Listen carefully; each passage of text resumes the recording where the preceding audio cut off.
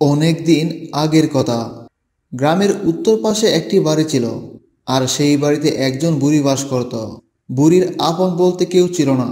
সে অন্যের বাড়িতে হাত পেতে যা পেত তাই দিয়ে জীবন চালাতো। অনেক দিন হয়ে গেল, কচু শাক খাওয়া হয়নি। কচু শাক খেতে খুব মন চাচ্ছে। যাই রিপনের বাড়িতে যাই, রিপনের বউকে গিয়ে বলি একটু কচু শাক রান্না করতে। রিপনের বউটা খুব ভালো। এই বলে বুড়ি তখন রিপনের বাড়ির দিকে রওনা হলো।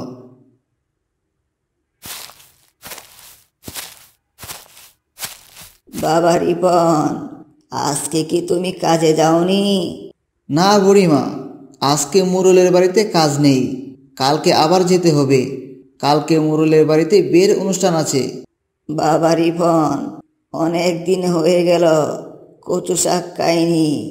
আজকে কচু শাক খেতে খুব মন চাচ্ছে। তুমি কি আমাকে একটু কচু শাক খাওয়াবে? আরে বুড়িমা, তুমি যখন বলছো তাহলে তো কচু শাক আনতেই হবে। আমি এক্ষুনি যাচ্ছি, তোমার জন্য কচু শাক নিয়ে আসব। আমাদের নদীর পাড়ে অনেক কচু শাক আছে। এই বলে রিপন মিয়া তখন কচু শাক তোলার জন্য নদীর পাড়ে যায়। নদীর পাড়ে রাস্তার ধারেই বেশ কচু গাছ পাওয়া যায়। আরে বাহ, কত সুন্দর কচু গাছ! পাতাগুলো দেখতে খুবই সুন্দর। এই কচু শাকগুলো খেতে খুবই স্বাদ হবে। যাই, বেশ কতগুলো কচু শাক নিয়ে বাড়ির দিকে রওনা হই। অনেকগুলো কচু শাক তুলেছি, যাই এবার বাড়িতে যাই। বুড়িমাকে নিয়ে এবার মজা করে কচু শাক খাবো। রিপন মিয়া তখন কচু শাক নিয়ে বাড়ির দিকে রওনা হয়। এই নাও ধরো, একদম তাজা কচু শাক। এইগুলো ভালো করে রান্না করো। আজকে বুড়িমাকে নিয়ে বেশ মজা করে কচু শাক খাবো। অনেকদিন হয়ে গেল কচু শাক খাওয়া হয়নি।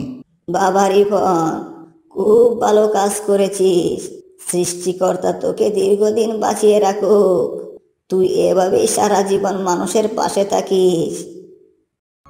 এইদিকে রিপনের বউ তখন রান্না বসিয়েছে। গরম আগুনের তাপে খুব অল্প সময়ের মাঝেই রান্না শেষ হয়ে যায়। সবাই তখন একসাথে খেতে বসেছে। গরম ভাতের সাথে কচু শাক। কচু শাকটা দেখতে বেশ স্বাদ হয়েছে। আহ, কি স্বাদের গ্রান! কচু শাকটা বেশ স্বাদ হয়েছে। বৌমা, তোমার হাতের রান্না খুব স্বাদ হয়েছে।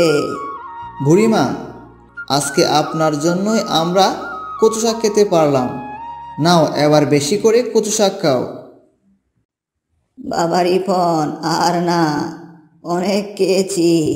এবার তোমরা খাও। তোমাদের জন্য আজকে আমি কচু শাক খেতে পারলাম। সৃষ্টিকর্তা তোমাদের মঙ্গল করো। তোমরা চিরসুখী হও। এভাবেই তারা তখন সবাই মিলে কচু শাক দিয়ে গরম ভাত খায়।